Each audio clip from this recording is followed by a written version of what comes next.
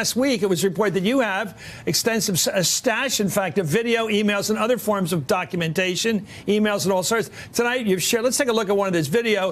It shows Michael Cohen boarding Donald Trump's plane in September of 2016, a pivotal time in the campaign. Let's watch.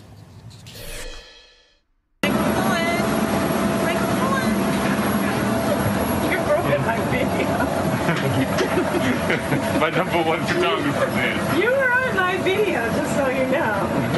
Now I gotta stalk you.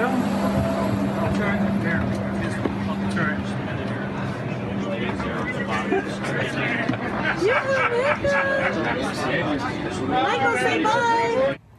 Well, there he is, Omarosa, going to the front of the plane. He's on the campaign plane. This is in September of 2016, right in the midst of all these negotiations and machinations. What do you make of this tape? What's it tell us? Well, the first thing that the campaign is going to do, and the first thing that the president is going to say is that Michael Cohen had nothing to do with the campaign. He was just a coffee boy. He wasn't involved. The reason I wanted to share this with you is, first of all, to show you that he was, in fact, involved with the campaign. Not only was he involved, he organized this particular trip to Cleveland. He spoke at this event.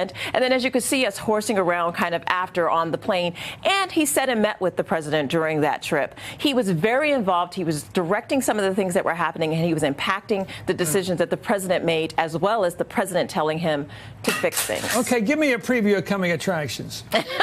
Because you are, I mean, has it been accurately reported that you have all kinds of things in terms of evidence? Well, that was the first video I ever shared. And the reason I wanted to share it is, one, people are kind of demonizing Michael Cohen when, in fact, Donald Trump asked him to carry out these acts.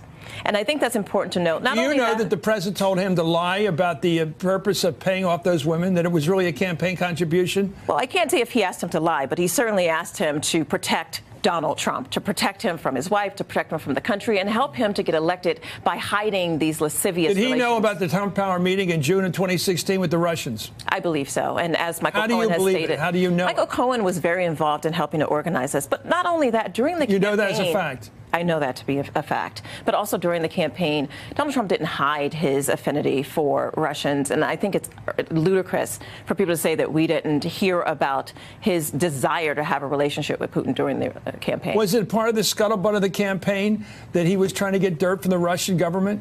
Well, I'm going to tell you that there was a time when we found out about these emails, and there's a debate as to when Donald Trump found out about them.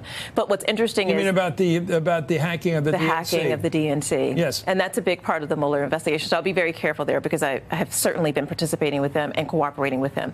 But I will say that all this will come out. Has Mueller's people asked you about all this kind of thing, everything? Well, I've had an opportunity to sit down with them. They asked me a wide range of questions. And as I said, I will continue to cooperate with them. So I'll be very careful. But I will say that today changed everything. This is the beginning of the end for Donald Trump.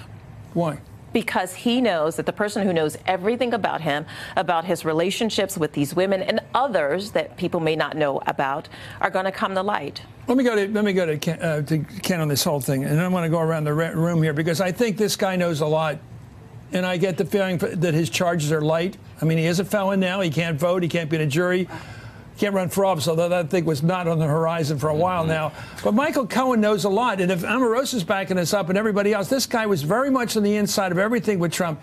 Isn't he Trump's worst nightmare, especially with all the documents that the FBI grabbed from his office, his hotel room, everything? Yeah, that's absolutely right. He has visibility into a wide range of subjects of interest to Mueller and to investigators in the Southern District. And we're not just talking about the payoffs to the women. We're talking about throughout the campaign, as Omarosa documented on this video, he was in there. And we're talking about his business, Trump's business dealings before that. We know that he traveled the world. He rejects the claim that he was in Prague meeting with folks, but we know he was all over the world on behalf of Donald Trump and Donald Trump's business interests. We just see the tip of the iceberg of the types of things that Mueller might be interested in, that he has visibility into. I mean, he even worked with Elliot Broidy, this top fundraiser for Donald Trump, who also, the Washington Post reported, has been the subject of interest for investigators. So his tentacles reach. I agree. Well, let me talk about those tentacles, because I want to tell him, as he got him, as Tom has the Southern District Court, they've cut the deal with him. They've got him in their tentacles, to use the phrase Ken used. They've got him in their clutches. How do they feed him now to provide information on Russia and everything else in this Pandora's box over to Mueller? Sure. So Chris, any time that you cut a deal with the government, you can cooperate at any time with them, and any information you share federally, it's all one system. So there's Sure. if he's told them one certain thing that may be helpful to Special Counsel Robert Mueller, that's something they can share back and forth. And actually, there's a lot of crossover in the personnel between the two offices. So as far as information finding its way back to the Special Counsel, that's not going to be a problem here. Katie, last question to you. Does this man, Michael Cohen, who seems sympathetic, and I think Omarosa has been sympathetic to him of late, right? Yes, of course. That he was a tough guy. He was basically a tough guy for Trump in the good old days, good old days. But now, is he in the control, basically, of the U.S. attorneys? Is he not a free man anymore? Does he have to basically talk when they tell him to talk and talk about what they want him to talk about, or else he faces real trouble beyond this? Your thoughts? He's still in the driver's seat, though, Chris, because he has valuable information. And for purposes of your sentencing, the more you cooperate, the more your sentence is going to be lightened. And so 5 years could be less if he gives more valuable information on a variety of different topics. If everybody knew about this situation, are they all liable? I mean, it seems to me, Katie, stick with you on this.